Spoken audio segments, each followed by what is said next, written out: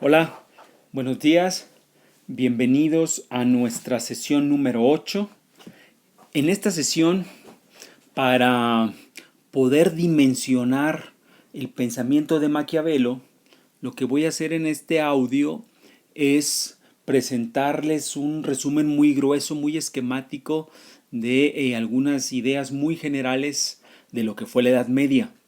Si nosotros nos logramos hacer una imagen, insisto, así muy amplia, muy esquemática de la Edad Media, ese momento previo al Renacimiento, Maquiavelo fue un hombre del Renacimiento, conocer ese momento previo nos va a servir para ponderar mejor el cambio que a Maquiavelo se asocia, el cambio con el que Maquiavelo está relacionado.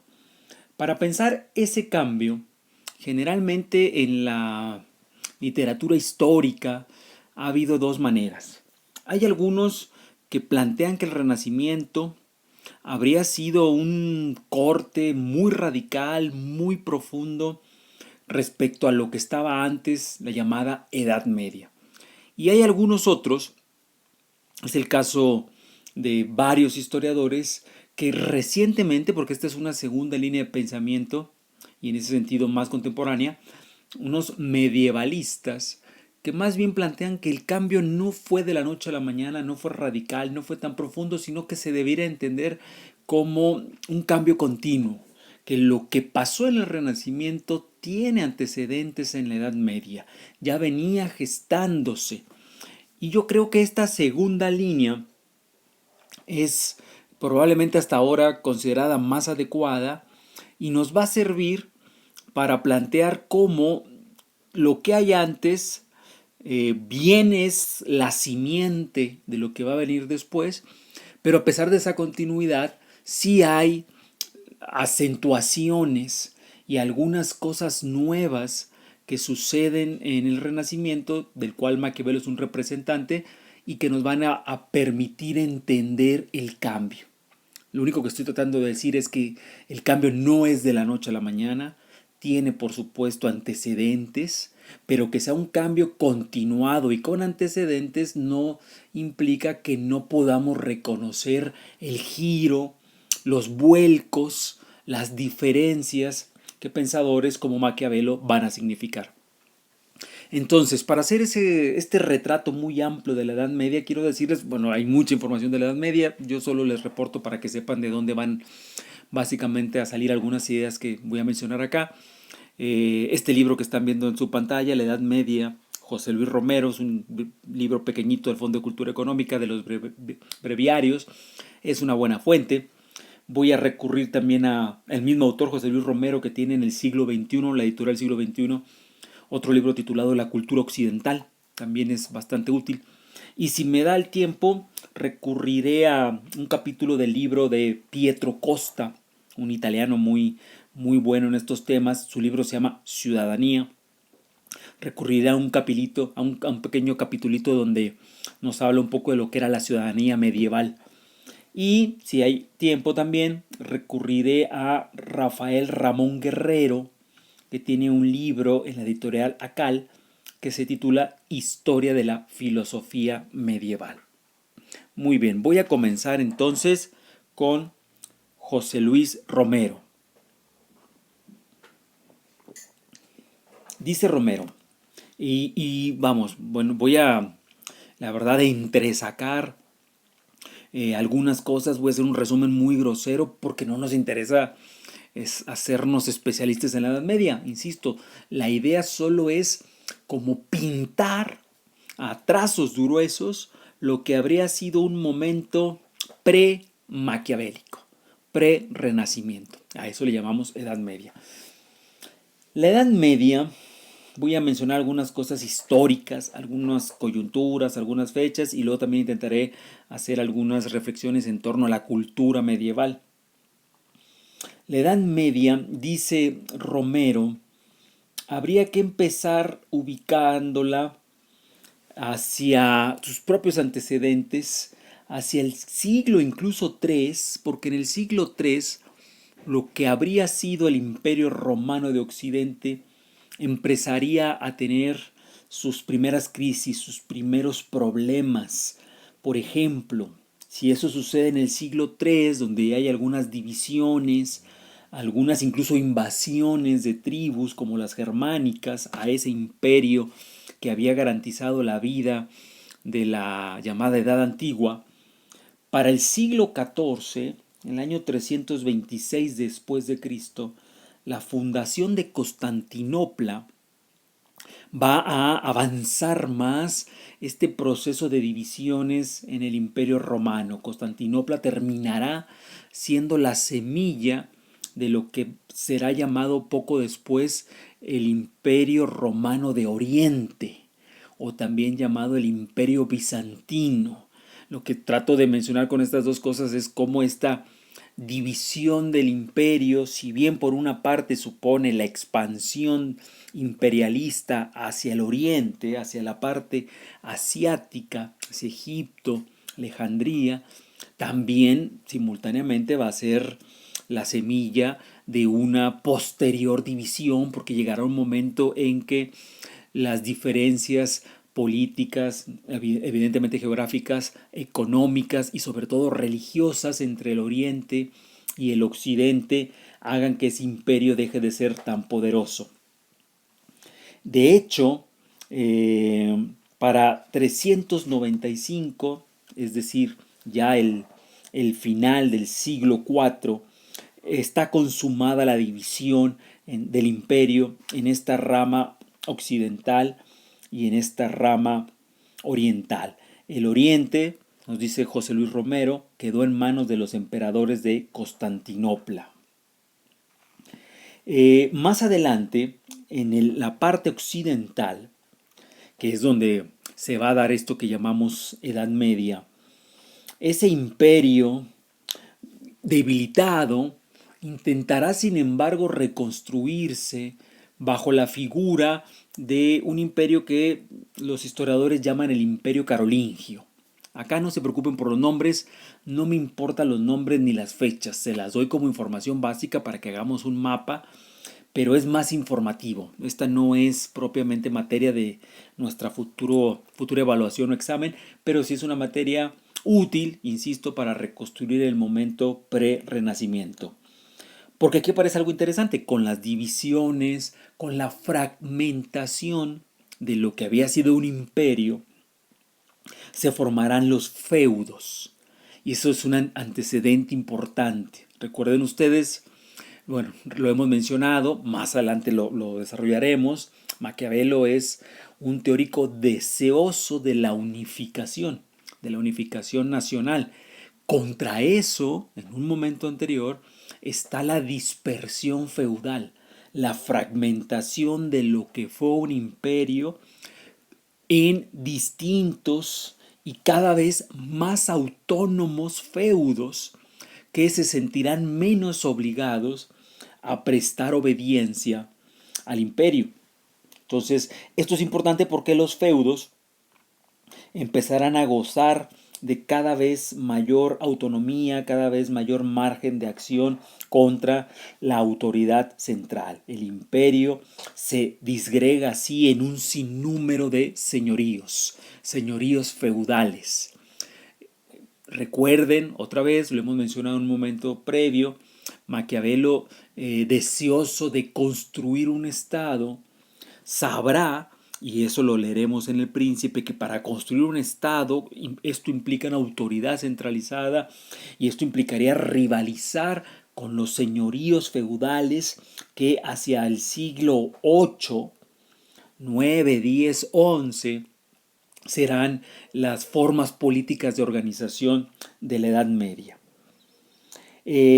Habrá un momento, ahorita que mencioné 8, 9, 10, 11, habrá un momento entre el siglo XI y el siglo XIII que los dos imperios que ya mencionamos antes, el de Oriente y el de Occidente, volverán a unirse, pero por una razón muy particular y muy representativa de lo que fue la Edad Media, del pensamiento de la Edad Media.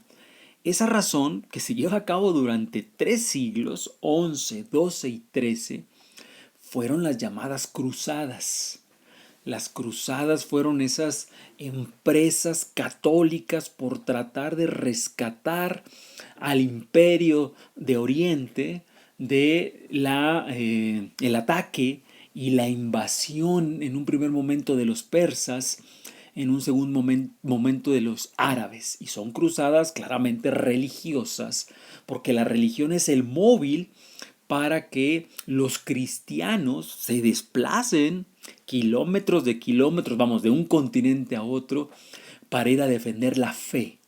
Es algo que probablemente para nosotros o seguramente para nosotros nos suene muy exagerado, como propio de una película de acción, pero en la Edad Media, y a eso más adelante llegaré, el pensamiento central es un pensamiento teologal, un pensamiento religioso. El tema de la fe es clave para poder entender lo que fue la Edad Media. Si nosotros logramos entender que la fe, la religión, la teología, el trasmundo, lo que está más allá del mundo terrenal, es clave para entender lo que fue la Edad Media, podemos entender que cuando Maquiavelo plantea en un libro preocupaciones estrictamente terrenales, mundanas, y en su libro El Príncipe no aparezcan reflexiones sobre la vida después de la muerte, pues eso implicará un cambio, una diferencia que incluso supondrá la condena durante varios años de la lectura de un libro que se puede considerar en ese momento, gracias a este contexto de que estamos hablando, pues un libro herético, un libro que iría contra la tradición cristiana. Si bien estos feudos van a ser muy importantes, y de hecho lo serán tanto que la propia iglesia, la iglesia en su momento será considerada el feudo más importante de todos, habrá también que pensar que esos feudos no serán eternos y hacia fines ya del siglo XIII empezará un proceso de descomposición de esa organización feudal, entre otras muchas razones, porque aparecerá una nueva clase social dedicada a la producción manufacturera y al comercio, concentrada en las ciudades y con una concepción de la vida distinta a la de la vieja nobleza feudal. Esta nueva clase, iniciando, estamos hablando de las antesalas, los pininos de esta nueva clase, es la burguesía, que estará asociada al nacimiento de las ciudades. Las ciudades implican urbes, implica urbanización, implica comercio, implica manufactura, implica artesanado. Es decir, implica todo lo que está más allá del feudo, que es el mundo agrícola, que es la economía de autoconsumo, que es el vasallaje. El vasallo depende del señor feudal. Para finales del siglo XIII, las primeras ciudades básicamente comerciales que están pegadas a los ríos y que van a incentivar el comercio más allá de las fronteras, Gante, Venecia, Florencia en el caso de las telas, van a ser estas ciudades el germen de un cambio que supondrá finalmente un nuevo sistema de valores, un nuevo sistema de ideales que llegará, cuando Maquiavelo esté en el siglo XVI, llegará incluso a pensar la política sin las restricciones de la ética, sin las restricciones del papado. Vean ustedes cómo estos antecedentes, como tales, como antecedentes, nos ayudan a entender cómo Maquiavelo no es el origen, no es la génesis, no es que Maquiavelo inventara una política secular, es que Maquiavelo es el receptor, como toda su generación, al ser un hombre del Renacimiento, es una caja de resonancias de procesos históricos, culturales, económicos, políticos, que se vienen dando antes. Por ejemplo, otro proceso muy importante, antes de Maquiavelo, mucho antes de Maquiavelo, se van a dar las famosas riñas entre el papado y los reyes. Se disputarán la llamada, se llama así, disputa querella de las investiduras. ¿Quién, quién es la autoridad indicada? El rey o el papa para designar a los obispos de cada país. El rey debe aceptar que el papa sea la autoridad que imponga obispos que trabajarán claramente para el papa y no para el rey, o, por eso se da la disputa, el rey debe rebelarse y debe reclamar la soberanía que le llevaría a ser él quien designe a los obispos que estén en su país. Es claramente una disputa no solo religiosa, sino básicamente política, porque el papado se había convertido en la Edad Media bajo la supuesta, no la supuesta, bajo la teoría de las dos espadas. El papa bendice con su poder divino a la espada terrenal del rey, de tal suerte que el rey ofrece el imperio del cual es el cabeza a un poder superior al poder mundano que es el poder divino. Pero esa idea empezará a ser cuestionada con avances, con ambiciones, con los propios gérmenes de la urbanización. La urbanización a su vez convocará a las semillas muy iniciales de lo que será un precapitalismo mercantil, y eso llevará a que los papas se vean ahora ellos cuestionados por reyes que se dan cuenta que para beneficiar a su propio estado necesitan concentrar el poder. Esa fue la disputa o la querella por las investiduras, que incluso después llevará a lo que se llama el cisma de Occidente. El cisma de Occidente es que en algún momento habrá un papado en Roma que reclama su superioridad por encima del poder mundano, pero habrá un papado que los reyes, el rey francés concreto, designe un papado que se establezca en Aviñón, que es una ciudad francesa. Entonces ahí tenemos un antecedente que nos permite entender por qué Maquiavelo tiene claro que para la soberanía estatal es imprescindible limitar la incidencia y la fuerza del papado. No es que Maquiavelo sea un anticristo o un Belcebú que resulte la primera persona en cometer esa herejía, tratar de limitar los poderes papales. Estamos viendo, por eso el antecedente de la Edad Media, cómo 2 siglos antes de Maquiavelo ya esas disputas existían y Maquiavelo las leerá. Maquiavelo es un gran conocedor de la historia, estará consciente del significado de esas disputas y tomará partida en su caso como un hombre del Renacimiento por la mundanización del poder. Es decir, Maquiavelo será un teórico de la secularización de la política. Tenemos que sacar a la política del dominio de la iglesia, del dominio de la religión, del dominio de la ética y de la moral. Tenemos que, como diría el refrán, dar al César lo que es del César y dar a Dios lo que es de Dios. Muy bien,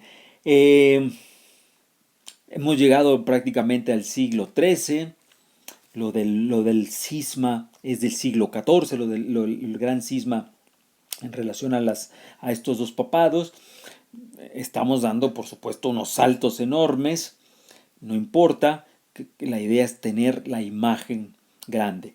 En el siglo XV, en 1453, la caída de Constantinopla en manos de los turcos, finalmente el imperio romano de Oriente, el imperio bizantino, cuya capital era Constantinopla, se llamaba así porque el rey Constantino la había fundado, después de varios siglos de haber sido acechada y haberse logrado defender de las invasiones, finalmente en 1453, siglo XV, cae en manos turcas. Esa fecha se suele convenir que sería marcada como el fin de la Edad Media, porque el gran imperio que venía de la Edad Antigua, que había pasado por un proceso de evolución durante la Edad Media, finalmente habría sido derrotado. Muy bien, entonces tenemos algunas fechas, más o menos, ¿no? Algunas coyunturas y algunos procesos básicos. Lo que voy a hacer ahora es, sobre esa base, 2 o 3 mínimas reflexiones sobre qué tipo de cultura había en la Edad Media y cómo ese tipo de cultura va a ir evolucionando hacia un cambio que Maquiavelo significará. Una primera idea obvia, muy simple, durante la Edad Media existe una concepción cristiana dominante, una concepción cristiana de la vida dominante. Es una visión teocéntrica, no es una visión que tenga al hombre en el centro de las explicaciones, sino es una visión que al tener a Dios en el centro del mundo y de las explicaciones, ofrece una interpretación divina del mundo. Tan divina que lo que se plantea es que el hombre no puede conocer el mundo porque el mundo está basado en una creación celestial y por lo tanto está más allá del conocimiento del hombre. El hombre debiera aceptar la verdad revelada de Dios. No debiera osar intentar conocer lo que está más allá de su comprensión. Con esa concepción cristiana, un elemento muy importante en la cultura de la Edad Media es la idea del trasmundo. Es otro elemento articulador de la Edad Media. La verdadera vida es la vida que se vive más allá de lo terrenal. Lo terrenal es un lugar donde el hombre, si se porta bien, si se porta de acuerdo a cómo las autoridades religiosas que supuestamente interpretan los designios divinos lo establezcan, si el hombre cumple con eso, el hombre ganará una mejor vida después de la muerte. Eso son dos ideas muy importantes. Estaba pensando en leerles un pedacito muy muy breve de San Agustín, que es un representante de estas dos nociones que estamos diciendo. San Agustín es un gran pensador, es un fundador de la iglesia, es uno de los llamados así padres fundadores del pensamiento cristiano, y tenemos que entender que al escribir en el siglo V, las ideas que tiene son muy propias de lo que en su momento se llamó la escolástica, es decir, la filosofía cristiana, la filosofía cultural, religiosa y también política de la iglesia cristiana. San Agustín decía, debemos creer porque no podemos ver. Repito, debemos creer porque no podemos ver. Como el mundo y la explicación de este está más allá del humano, porque es básicamente una creación divina, lo que tocaría al hombre al no poder ver sería creer. Creer porque no podemos ver. Creer antes que ver. Creer y no esperar ver. Es un acto de fe. Pero además, San Agustín, y esto lo hace uno de los representantes más lúcidos y más interesantes de la escolástica, así se llamaba la filosofía cristiana, va a intentar en su libro Confesiones y en su famoso libro La ciudad de Dios, va a intentar armonizar, conjuntar la fe y la razón. No va a plantear que la razón no sirva o que la razón es algo que el hombre debiera dejar de lado. Lo que va a plantear es que la verdadera sabiduría, el verdadero camino para conocer el mundo y por lo tanto conocer a Dios, es la reunión de la fe y la razón. Me tardé porque estaba tratando de encontrar un parrafito. Dice por aquí, un camino que está en el interior del hombre, puesto que la verdad está dentro de él. En el hombre interior habita la verdad. Es el camino de la interioridad de la conciencia. Frente a la manera de pensar de la antigüedad griega, para la que la más inmediata y primitiva de las certidumbres residía en el exterior, como confirma la mayéutica y la dialéctica, Agustín establece como nueva inmediata seguridad el saber que el alma adquiere de sí misma. Ese saber que el alma adquiere de sí misma implicará la verdadera sabiduría, que para San Agustín implica primero razón, pero luego como un paso posterior y superior a la razón humana, la fe. Un elemento muy importante, sobre todo para entender lo que será después la diferencia con los renacentistas. Bueno, leo primero esto de la conjunción de la fe y la razón y luego voy a ese paso de distinción. Fe y razón vienen a concurrir en la verdad. Fe y razón vienen a concurrir en la verdad. La fe no está en oposición a la razón, sino que para alcanzar la salvación es necesario saber clara y precisamente lo que se cree, configurando así un nuevo concepto de búsqueda en el que consiste la nueva filosofía, la verdadera filosofía que es el cristianismo. La verdadera filosofía que es el cristianismo, acabo de leer, implicaría para San Agustín saber, pero después de saber, creer. Al reconocer la limitación del conocimiento sensible, Agustín sostuvo que la percepción de los sentidos no puede producir ciencia, sino que queda confinada al ámbito de la opinión. Pero tampoco es la máxima instancia para determinar la verdad de las sensaciones, porque la verdad no deriva ni depende de la experiencia sensible, sino que es anterior a ella. Esto último que acabo de leer, lo acabo de leer porque es una clara diferencia con el Renacimiento, con Maquiavelo y con lo que serán los posteriores filósofos de la naturaleza. Para la Edad Media, la experiencia sensible es lo que veo, lo que toco, lo que registro, lo que puedo palpar, no es la materia del conocimiento. No es la materia de la cual puede surgir ni el conocimiento, ni la ciencia, ni la razón, ni la sabiduría. San Agustín, como buen pensador medieval, creía que esto estaba dentro del hombre, en ese camino interior donde encontraría a Dios y encontraría la revelación del mundo. Quédense con eso, es muy importante. Los medievales no son positivistas. Positivistas son los estudiosos que pensarán que el mundo positivo, lo que se ve, lo que se registra, lo que se toca, lo que se siente, es la materia prima básica para conocer la realidad. Que la realidad es lo que vemos. San Agustín, como buen neoplatónico, pensaba que la realidad era ininteligible, era, por decirlo así de manera fácil, invisible, estaba en otro lugar. Platón decía que estaba en las ideas. San Agustín va a pensar que está en el alma. Entonces, eso es muy importante, porque Maquiavelo va a hablar de las cosas como efectivamente son, del mundo material, del mundo real, del mundo positivista. Será en ese sentido un empirista. Eso, el empirista es el que cree que la empiria, la experiencia, la observación, el contacto, el tacto, lo sensible es nuestra materia prima para conocer. Y eso será propio del pensamiento renacentista y del pensamiento moderno. ¿De acuerdo? Una última cosa para cerrar, es una alusión a Pietro Costa. Pietro Costa tiene un libro muy bonito que se llama Ciudadanía, y en ese libro, como cualquier otro que trabaja estos temas, nos recuerda una cosa muy importante.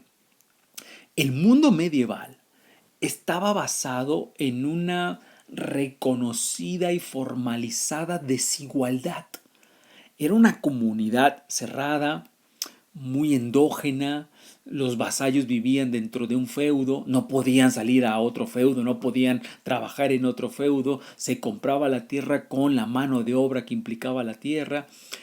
Para los que somos modernos, los que nacimos pues ya mucho después del siglo XVI, desde el siglo XX o XXI, esas ideas nos suenan como muy anacrónicas y nos suenan inmediatamente como a arbitrarias, violentas, a una gran coerción.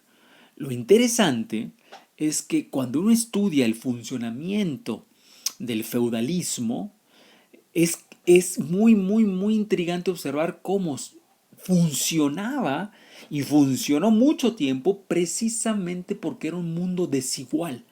Desigual quiere decir cada quien sabía que cumplía funciones diferentes porque ocupaba roles diferentes en la sociedad y ni por asomo, estamos hablando todavía faltarían muchos siglos, se tenía la idea de que las personas pudieran ser iguales.